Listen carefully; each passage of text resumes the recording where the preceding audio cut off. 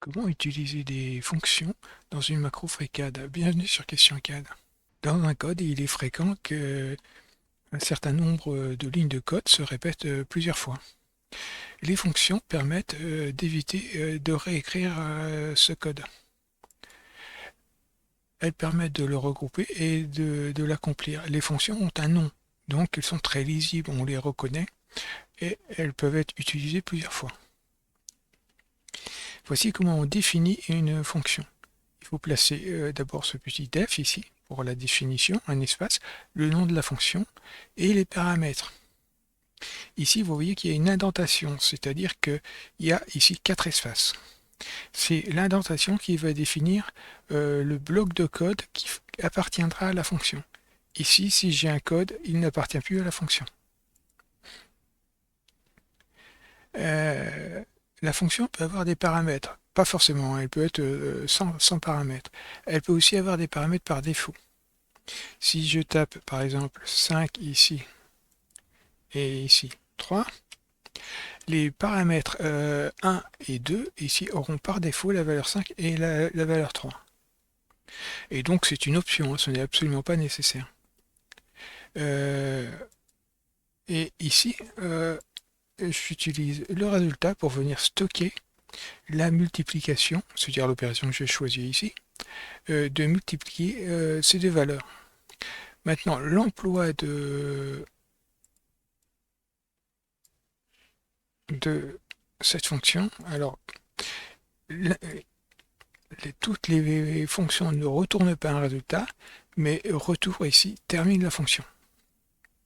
Si on donne une valeur au retour, elle sera retournée. Ça a un gros avantage, c'est que ici, je pourrais stocker le résultat de ma fonction. Donc on va voir l'exemple ici. Et ici, je vais dire que R est égal à... Alors je vais faire tout ça. Et ici, je ne vais pas rentrer de paramètres, je vais utiliser les paramètres par défaut. Et si je demande quelle est la valeur de R, j'ai ça. Maintenant, je recommence. Et ici, je vais lui donner une valeur et une deuxième. Et si j'affiche R, j'ai mon résultat.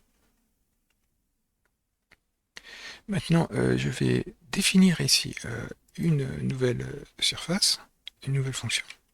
Ici, je vais lui dire, je ne vais pas l'appeler surface complètement, de façon à pas mélanger avec les surfaces existantes. Et ici, je vais lui dire longueur, et ici, largeur. Je ne lui donne pas de paramètres par défaut. Ici, j'appuie sur les deux points qui vont définir l'entrée de mon bloc de code. Et ici, j'appuie sur Tab pour définir l'indentation. Et je ne vais pas stocker les résultats comme on l'a vu ici. Je vais directement retourner ma valeur. Vu que c'est un résultat très simple, hein, j'ai juste à multiplier ici longueur par largeur et j'aurai le résultat. Et donc, comme tout à l'heure, si je demande, non, je ne multiplie pas ici, et que j'appuie sur R, j'ai mon résultat. Évidemment, on peut faire des opérations bien plus complexes que celle-ci. Hein. Les variables sont utilisées partout dans un code. Et ici, FreeCAD et FreeCAD-GUI et Part utilisent des variables. Et il se peut, et c'est même très probable, qu'ils utilisent les mêmes noms de variables que ce qu'il y a dans le code ici. Et donc il ne faudrait pas que les fonctions qui soient ici viennent modifier les variables qui sont ici. Donc il y a un principe d'encapsulation. Le principe d'encapsulation, c'est très simple, c'est que tout ce qui est ici comme variable, c'est étanche. Les seules choses que le code global voit, c'est le nom de la fonction, les paramètres qu'elle passe et le résultat qui est retourné.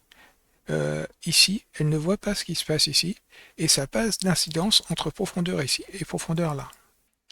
On a ici une variable globale, et ici une autre variable globale, Ici, une définition de fonction. Ici, une variable locale à ma fonction. Ici, j'affiche la valeur de ma variable locale, c'est-à-dire celle-ci, pas celle-là. Hein. Et ici, je retourne hauteur, largeur, profondeur. Et j'affiche ici, je calcule ici ma fonction. Donc, volume de mon cube sera égal à tout ça. C'est-à-dire 5 par 3 et par 2. Ici, j'afficherai le volume. Alors là, c'est pas longueur calculée, c'est volume calculé. Et ici, c'est profondeur. Voilà, ça sera plus cohérent. Et je vais copier tout ça.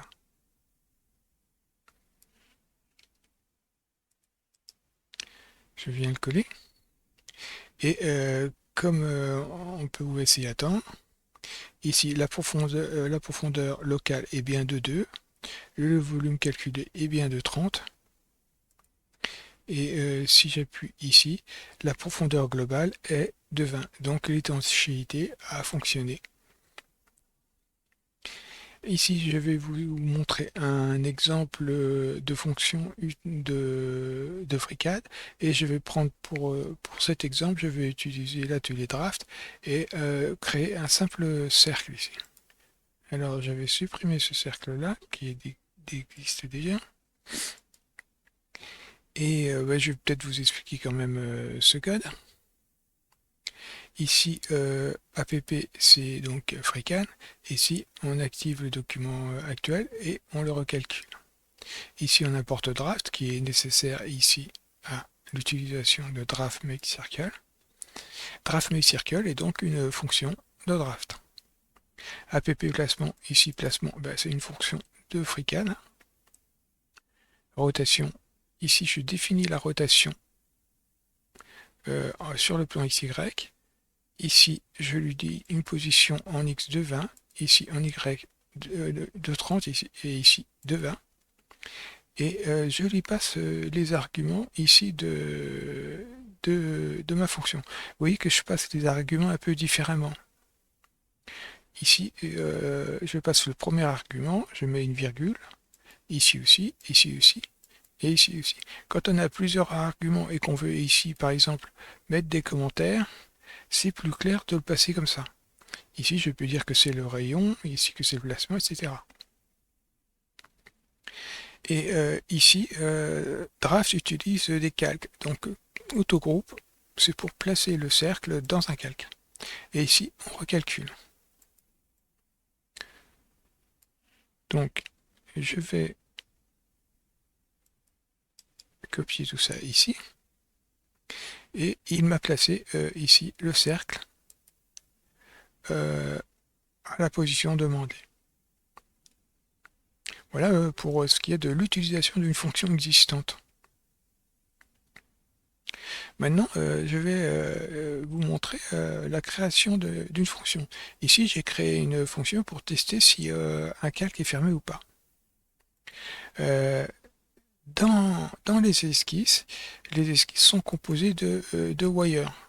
Ici, sketch contient d'abord une forme, et après, un wire. Alors le wire, c'est dans le sens global. Ça peut être un point, ça peut être une spline, ça peut être une polyligne, ça peut être un cercle, un arc. Mais on peut ici tester si le wire est fermé ou pas. Il peut y avoir évidemment plusieurs wires dans une esquisse. Si dans une esquisse j'ai deux cercles, j'ai deux wires. L'important ici, c'est de venir les tester. Ici, je viens tester s'il n'y a pas de wire. S'il n'y a pas de wire, c'est simple, hein, ça veut dire que l'esquisse est vide. Donc je retourne faux, c'est pas une esquisse fermée. Ici, si le wire n'est pas fermé, c'est-à-dire que là j'ai placé un note. Alors si là, pour tous les wires de l'esquisse, si un seul n'est pas fermé, on retourne faux. Et ici, à la fin, donc si tous sont bien fermés, on retourne vrai. Donc selon qu'on retourne vrai ou faux, on saura si l'esquisse est fermée ou pas. Donc je vais copier tout ça et le coller ici. Et maintenant, ma fonction est définie et je vais pouvoir ici tester. Alors ici, je teste, il m'a masqué. Ici, le profil arrière, c'est celui-ci. Vous voyez? Je vais tester celui-ci et après le sketch 03, c'est celui-là. Donc je testerai une esquisse ouverte et une esquisse fermée. Donc ici, je colle le test de l'esquisse droite, c'est-à-dire ouverte. Ici, j'ai récupéré le résultat de ma fonction. Non, ici, j'ai récupéré l'esquisse. Et ici, je teste ici si elle est fermée ou pas. Et je clique sur retour chariot. Voilà. Et il me dit qu'il me renvoie false. Donc, c'est faux. L'esquisse est ouverte. Je fais la même chose ici, mais cette fois-ci avec cette esquisse fermée. Et théoriquement, il doit me renvoyer vrai. Et il me renvoie vrai. Je partagerai cette macro ici et je vous mettrai le lien en page de description. Alors dans la page sur les fonctions, donc pas celle-ci, hein, et vous le trouverez en affiché plus par ici. Je mettrai le lien ici.